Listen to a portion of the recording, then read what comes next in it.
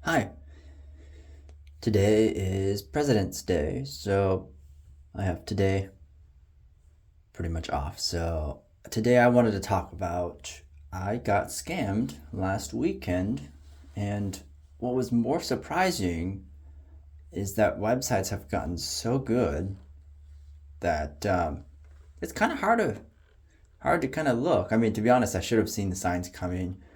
I've noticed some inconsistencies and stuff, but how does that work? The sense of urgency and the sticker price of a product was so good that my brain was not working to help me. So it's weird. So there were red flags raised, but I didn't do anything about it.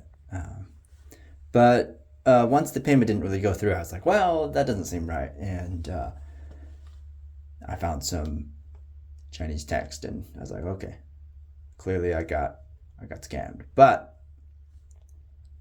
it was just kind of telling about how much it's very possible that the people who designed the website copied everything practically, but there was inconsistencies and such. But the fact is that it was pretty good. There was text descriptions of images, and the basic interface seemed pretty much the same. There were, I would say that it worked out pretty well for them. That looks weird. And so I think it's just a good warning of like keep your eye open, especially when you really don't want to ask Chat GPT or any of the AIs about sales and stuff, because they might not get you to the right web page, because they don't really understand. They do understand if you ask them directly, but they don't understand when they're actually doing the information. It's kind of like they're book smart, but then they don't know how to actually do it. It's one of those things where that's just kind of how that works. So keep that in mind. It's just kind of a fair bit of warning. It's a little bit more difficult as a blind user, just because you can't always easily find the domain name of the website, and especially if you don't really know where you're going. So I think that was part of my problem of like I didn't really know what domain to look for anyway. So it's good to report it, contact or reports to FTC, and also give feedback to your respective search engine that that's a scam website, so that they can at least do something about it. They might not, it's just one of those things where the more people report, the more it'll show up for them to kind of work with it. So anyway, yeah, it's a crazy world out there, Then you're kind of suspicious of like every single website. I mean, I've seen Amazon, fake Amazon websites, you're just kind of like, oh, that's weird, So keep that in mind. If anything, what I would do? I would probably start bookmarking sites that work and that are actually official. Bookmark Amazon, so that you're not, you're still technically vulnerable to somebody like a man in the middle attack, per se, but at least you went to the right domain. Because it's not hard to get a certificate these days for any domain that you want. So the browser doesn't know any better. So that's kind of my thing. There are inconsistencies you can look for and such, but yeah. And I think now that there are clues that you can even look for better, in terms of a lot of companies have signed up for buy now, pay later. So if you see one of those, I think that's a very good sign that it's a legitimate company. Other things that you might look for legitimacy in terms of a website would be copyright dates at the bottom. Sometimes they mess those up or forget to roll them over to next year.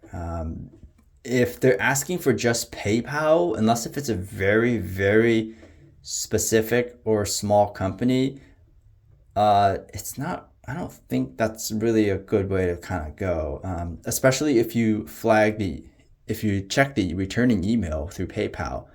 Sometimes they have weird addresses, Hotmail addresses or different addresses that really don't align with somebody who's able to make a domain and should have an email under their specific domain. So, always double check that, because that was a flag that I was like, oh, that's weird. I mean, that's a weird address coming back. So double check that, and I think that's really all you can do. I mean, I guess Chinese text would be a pretty good sign, a different language would be a good. Price is too good to be true is also good, but I can guarantee you your brain isn't going to catch that as much, because it's so good that your hope overrides your ability to reason well enough. So, yeah. Anyway, so, I wasn't charged anything because it never went through. I think that's a very good reason to have a credit card on hand, because scammers would rather have your debit card than your credit card. But if they charge to your credit card, you're only liable for about $50-ish, somewhere around there. And the bank has to kind of eat the rest of it. So then it's up to them to increase their security. And so, yeah, have a credit card. It's not to say that, like, there are people who don't want credit cards. I get it. But maybe just have one of those secure credit cards, or just only like a $1,000 limit.